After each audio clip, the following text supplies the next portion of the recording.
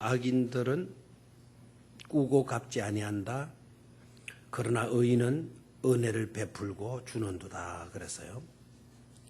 여기서는 우리 악인은 본받을 필요가 없고 우리는 의인은 본받아야 될 줄로 믿습니다. 의인의 삶은. 어떤 사람이 의인이냐? 어떤 사람이 의인이냐? 한마디로 의인은 어떤 사람인가 하니까 믿음으로 사는 사람이에요. 믿음으로 사는 사람. 옳은 사람 정도가 아니고 어떻게 사는 사람? 믿음으로 사는 사람. 그런 사람을 가리켜서 뭐라 그래요? 의인이라 이렇게 이야기를 하는 거예요. 세상 사람들은 옳게 살면 선인이다. 선비 같은 사람이다. 이런 식으로 이야기를 해요. 근데 신앙 안에서는 바르게 살고 착하게 살고 옳게 사는 것 신앙 안에서도 중요하지만 그런 삶을 살았다고 해서 의인이라 이렇게 말하지 않는다 이거예요.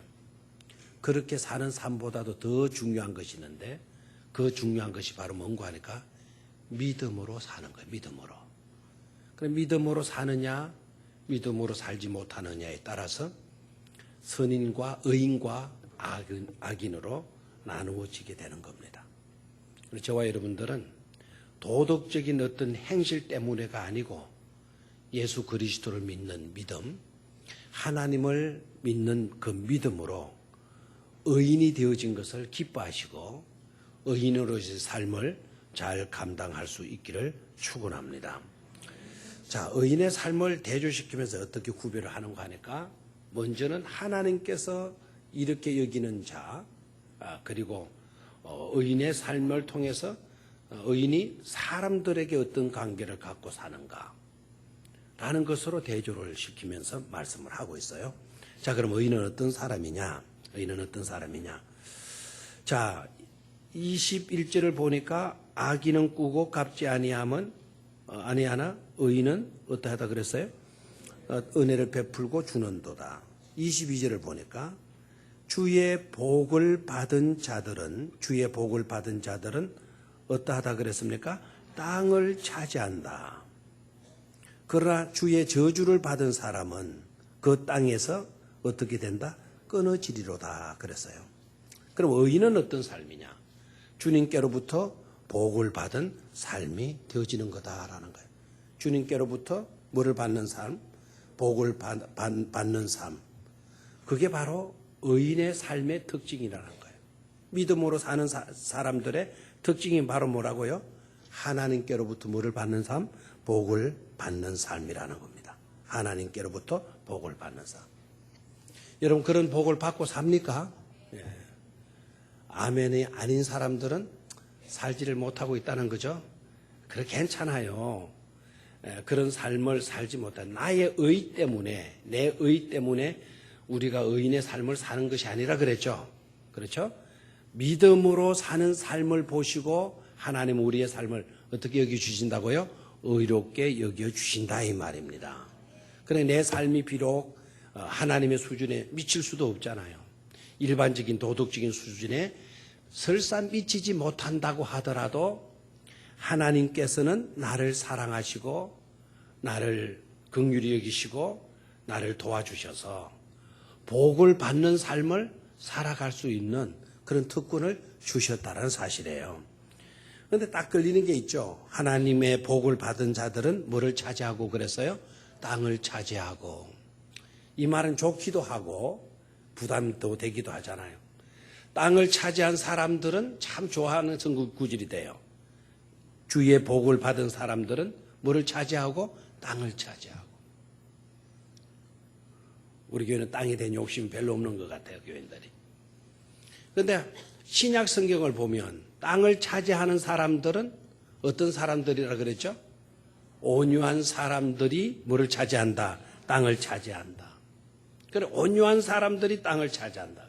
근데 여기에서는 주의 복을 받은 사람들이 뭐를 차지한다? 땅을 차지한다. 그러니까 주님께로부터 복을 받는 사람들의 모습은 어떠하냐? 온유한 삶으로 드러나게 된다라는 겁니다. 어떤 삶으로? 온유한 사람으로. 저와 여러분들의 10년 가운데 온유함이 차고 넘칠 수 있게 되기를 축원합니다. 주님께로부터 복을 받는데 악한 사람으로가 아닌, 까다로운 사람으로가 아닌, 아주 냉정하고 무뚝뚝한 그런 사람이 아닌, 아주 계산적이고 합리적인 그런 사람으로가 아닌, 주님을 모신 일로 인하여서 저와 여러분들이 온유함의 복을 받는 그런 자들이 꼭 되시기를 축원합니다. 온유한 마음을 가지게 되면, 온유의 복을 우리가 받게 되면 땅을 차지하는 은혜를 누리게 된다라는 것입니다. 또 두 번째로 또 보니까요, 하나님께로부터 믿음으로 사는 사람들은 어떤 모습으로 인정을 받는 것인가. 자, 22절로 내려가요. 22절. 주의 복을 받은 자들은 뭐를 차지하고? 땅을 차지하고, 주의 저주를 받은 자들은 끊어지리로다. 23절 시작. 여호와께서 사람의 걸음을 정하시고 그의 길을 기뻐하시나니. 하나님이 기뻐하신다 그랬습니다. 뭐를 기뻐하신다 그랬어요? 사람의 걸음을 정하시고 그의 길을 기뻐하시나니. 그러니까 길을 기뻐하신다. 그의 길을 기뻐하신다. 이 말은 무슨 말인가 하니까 하나님께서 정해놓으신 그 길을 따라 걸어가는 사람, 하나님께서 정하신 그 길을 따라 걸어가는 사람, 그런 사람들을 하나님께서 뭐로 여겨주셔요? 복 있는 사람으로 여겨주신다라는 것이죠. 됐습니까? 하나님께서 정하신 그 길을 걸어가는 사람, 그런 사람을 하나님께서 기뻐하시고요, 믿음 따라 사는 사람을 하나님은 복되게 해 주신다라는 것이죠. 아주 중요한 구절입니다. 그죠? 여호와께서 사람의 걸음을 정하시고, 우리가 걸어가는 그 걸음을 정하시고, 그 정하신 그 길을 따라 사는 사람을 뭐 하신다? 기뻐하신다. 그러니까 믿음으로 사는 의인은 어떤 사람이냐? 하나님께서 기뻐하시는 사람들이다라는 거죠.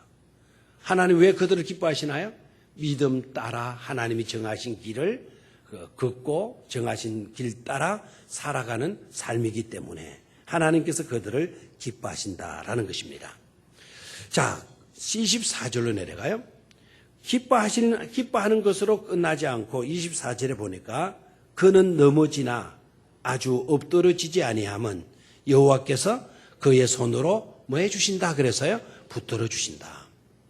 믿음으로 사는 사람을 하나님께서 어떻게 해주신다? 붙들어 주신다. 의인들을 하나님께서 뭐 해주신다? 붙들어 주신다라는 거예요. 혹 우리가 믿음으로 살면서도 약해서 또 무지해서 넘어질 때가 있을까요? 없을까요? 넘어질 때가 있다 이거예요. 아무리 믿음이 강한 사람이라 하더라도 믿음 따라 잘 살아가다가도 한때는 넘어질 수가 있다. 본의 아니게 실수하는 그런 경우도 있다 이거예요. 그러나 그렇지만 영원히 넘어지도록 내버려 두시지 아니하시고 하나님께서 어떻게 해주신다 그랬습니까? 그의 손으로 붙들어 주신다라고 말씀하셔요. 그래, 그는 넘어지나 아주 엎드러지지 아니하면 여호와께서 그의 손으로 뭐 해주신다? 붙들어 주신다 그랬어요. 아마 여러분들 중에서도 이와 같은 은혜를 입은 사람들이 있을 거예요. 넘어졌다가 내 힘으로는 일어설 수 없었지만 하나님께서 붙들어 주심으로 일어서고 영원히 좌절될 수밖에 없고 절망할 수밖에 없는 그런 자리에 놓였었지만은 내 힘으로는 어떻게 할 수 없었지만 하나님께서 우리를 붙들어 주심으로 그와 같은 포기의 상태에서 절망적인 상태에서도 시험을 입은 자들도 있으리라 생각을 합니다. 하나님께서 그렇게 해 주신다라는 거예요. 자, 25절로 내려갑니다. 시작. 내가 어려서부터 늙기까지 의인이 버림을 당하거나 그의 자손이 걸식함을 보지 못하였도다. 26절 시작. 그는 종일토록 은혜를 베풀고 꾸어주니 그의 자손이 복을 받는도다. 28절로 내려가요. 시작. 여호와께서 정의를 사랑하시고 그의 성도를 버리지 아니하심이로다. 그들은 영원히 보호를 받으나 악인은 자손은 끊어지리로다 그랬어요. 믿음으로 사는 사람들을 하나님께서는 어떻게 해주시나? 하나님께서 사랑해 주시고 버리시지 아니하신다라는 거예요. 버리시지 아니하신다. 믿음으로 사는 사람들, 그 사람들을 의인이라고 그러는데요. 그 의인들을 하나님께서 어떻게 해주신다고요? 그의 성도를 뭐하지 아니하심이로다. 버리지 아니하심이로다. 그들은 영원히 뭐를 받는다 그랬어요? 보호를 받지만 악인의 자손은 끊어지리로다 그랬어요. 믿음으로 사는 자가 받는 복이 뭐냐? 하나님이 버리시지 아니하는 복. 끝까지 우리를 지키시고 보호해 주시는 그런 복을 우리가 받게 된다라는 것입니다. 자, 하나님께로부터 받는 혜택과 복이 어떤 것인가를 살펴봤고요. 이번에는 그런 혜택과 복을 받는 의인의 삶. 의인의 삶은 어떻게 나타나나? 어떻게 나타나나? 이 사회에서, 이웃에 대해서, 우리 자손들에 대해서 어떻게 나타나나? 자, 다시 한번 봅니다. 종일토록 의인은 뭐를 베푼다 그랬어요? 은혜를 베푼다 그랬죠. 몇 절입니까? 21절이죠. 21절. 의인의 삶은 어떠냐? 악인은 꾸고 갚지 아니하나 의인은 은혜를 뭐하는도다? 베풀어 주는도다 그랬어요. 믿음으로 사는 사람의 특징이 뭐냐? 하나님께로부터 받는 복들을 생각해 봤어요. 그리고 믿음으로 사는 사람의 사람들을 향한 복은 어떤 것으로 나타나느냐? 은혜를 베풀어 주는 삶으로 나타난다라는 것을 깨달을 수가 있죠. 아멘입니까? 그래서 저와 여러분들은 뭐를 베푸는 삶을 살아야 돼요? 은혜를 베풀고 주는 삶을 살 수 있어야 될 줄로 믿습니다. 은혜를 베푸는 삶. 그 밑으로 내려가 봐요. 그 밑으로. 이런 사람들은 종일토록 뭐를 베푼다 그랬어요? 은혜를 베푼다. 몇 절 있어요? 26절. 그는 종일토록 은혜를 베풀고 뭐 한다? 꾸어준다 그래서 꾸어준다. 그럼 어떤 삶을 사는 거죠? 빌리는 삶을 사는 게 아니고 꾸어주는 삶을 산다. 그리고 은혜를 베푸는 삶을 산다라는 거예요. 저와 여러분들의 삶이 이런 삶으로 나타날 수 있기를 축원합니다. 믿음으로 사는 사람의 특징적인 모습, 대인관계에서 나타나는 특징적인 모습, 은혜를 베풀어 주고 그것도 종일토록 은혜를 베풀어 준다라는 겁니다. 그런 삶을 산다라는 거예요. 아멘입니까? 자, 또한 믿음으로 사는 사람들에게 주어지는 복이 뭐냐? 바로 이어서 나옵니다. 25절. 내가 어려서부터 늙기까지 의인이 뭐를 당하거나 버림을 당하거나 그 자손이 걸식함을 보지 못하였도다 그랬어요. 아멘입니까? 그러면 믿음으로 사는 사람은 어려서부터 늙기까지 죽을 때까지 뭐를 당하지 않는다? 버림을 당하지 않는다라는 거예요.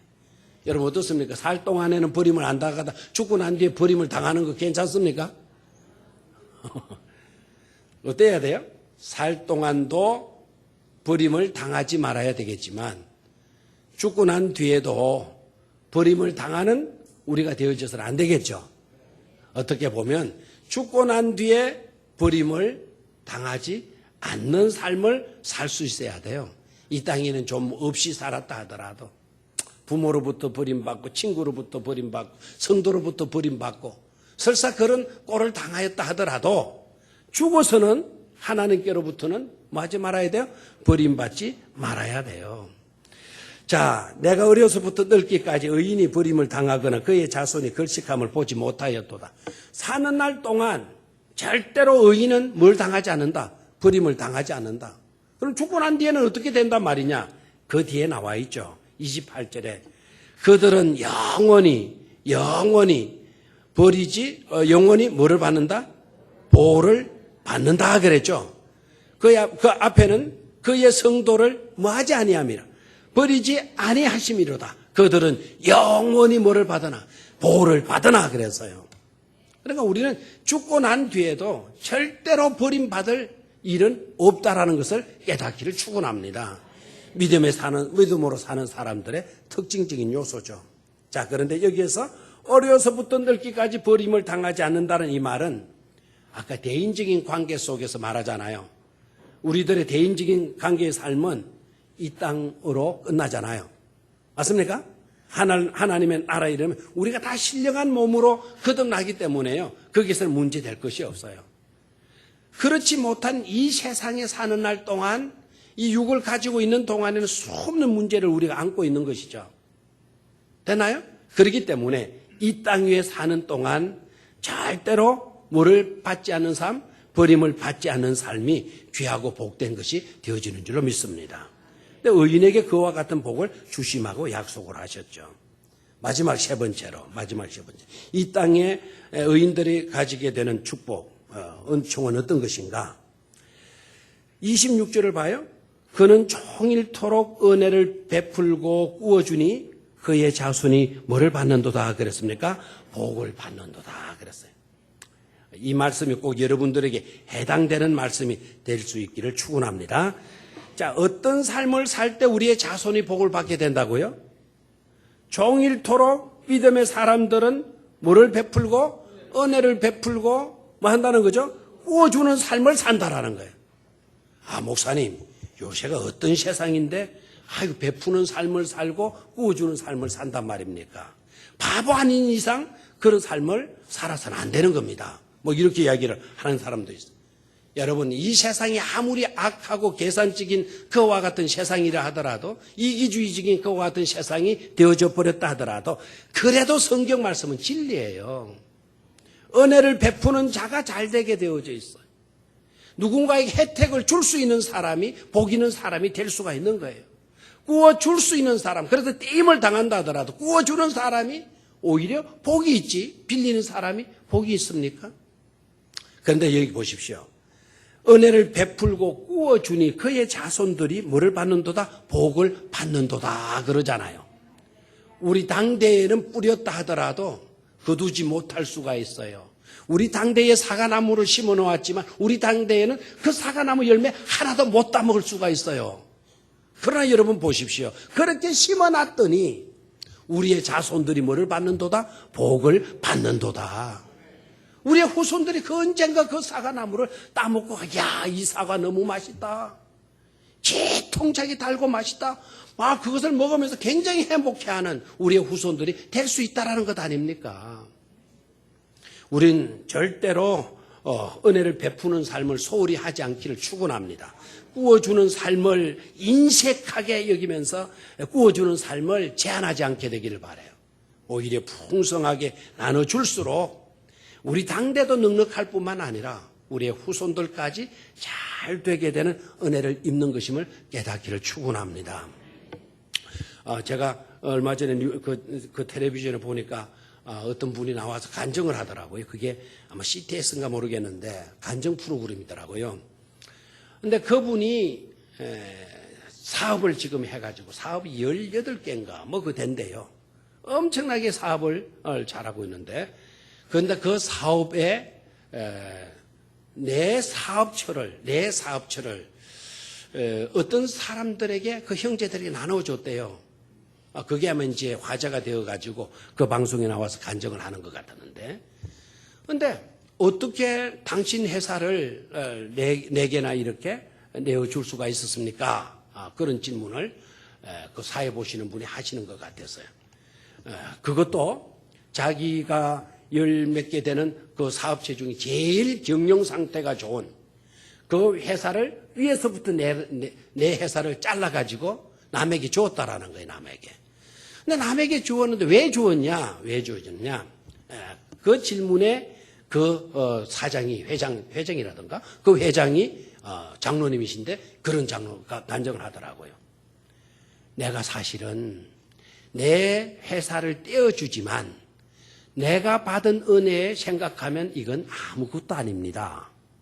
그럼 당신이 받은 은혜가 뭐냐라고 물으니까 그 내 회사를 누구에게 나눠주느냐면 사형제, 그러니까 사남매죠, 사남매. 딸이 셋이고 아들이 하나인 그 형제에게 내 사업체를 몽땅 넘겨주었다는 거예요. 하나씩 회사를 떼어 넘겨주었다는 거예요.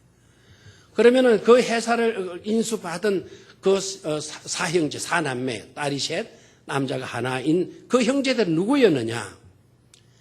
그 부모님이 이 회사 지금 16개에 다는 회사 회장님을 어려울 때 키워주고 함께 살고 학교 다 시켜주고 그랬다라는 거예요. 그러니까 이 사형제의 부모님이 어렵게 살면서도 더 어려운 형편에 있는 자기 자식이 사형제가 있는데도 불구하고 자기 자식이 아닌 자기가 어려울 때 키워주고 돌봐주고 입혀주고 공부시켜주고 다 했다라는 거야. 다 했다라는 거야. 그래서 자기는 그런 은혜를 입고 이렇게 이제 회사를 하게 됐는데, 그런데 자기를 키워줬던 그 어르신이 세상을 떠난 거예요. 그냥 은혜를 갚아야 되는데 그 당사자는 돌아가시고 없는 거예요. 그래서 생각하기를 그 자녀들이라도 나는 은혜를 갚아야 되겠다. 그렇게 생각하고 기도하는 중에 하나님이 감동을 주시더라는 거예요. 그리고 회사를 떼어넘겨주는데도 제일 안 돌아가는 경영이 힘든 그런 회사를 떼어줄까 넘겨줄까라는 생각도 들긴 했는데 하나님이 절대로 그런 것을 기뻐하시지 않을 것을 알고 제일 잘 나가는 경영 상태가 양호한 회사 위로부터 4개를 딱 잘라가지고 그 형제들에게 하나씩 맡겨 주었다라는 거예요. 참 그 이야기를 제가 언뜻 들으면서 얼마나 감동을 받았는지 몰라요.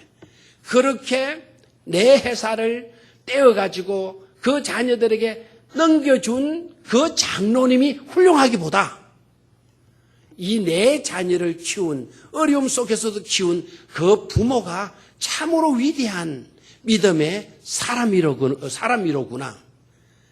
후히 주고 꾸어주던, 은혜를 베풀고 꾸어주는 그런 삶을 살더니 그의 후손이 다 뭐를 받게 되는 것이로구나. 복을 받게 되는 것이로구나. 하나님의 말씀은 진리구나 하는 것을 제가 깨닫고 큰 감동을 받았어요. 우리 교회 안에도 이런 성도들이 많이 나올 수 있게 되기를 축원합니다. 내 혼자 복 받아가지고 내 혼자 차고도 넘치는 그런 그런 부를 가진 사람으로 인정받기보다는 후히 주고 베풀어주는, 꾸어주는 그런 삶이 되어서 우리의 자손들이 복을 받고 우리의 후손들이 복을 받는 그런 성도들이 많은 교회가 되어졌으면 참으로 좋으리라 그렇게 확신하고 믿습니다. 그런 교회가 꼭 될 수 있기를 주의 이름으로 축원합니다.